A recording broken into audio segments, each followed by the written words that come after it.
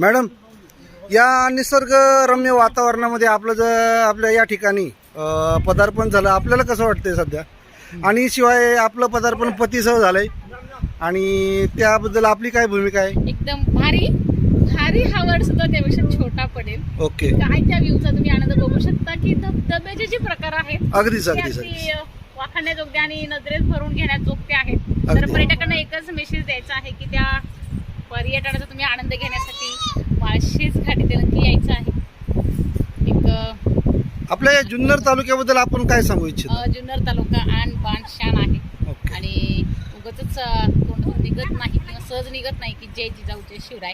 तर अभिमान आहे की राजांची जन्मभूमी, कर्मभूमी आणि त्यात छोट्याशा मातीच्या कणा इतके आम्ही त्यात आहोत.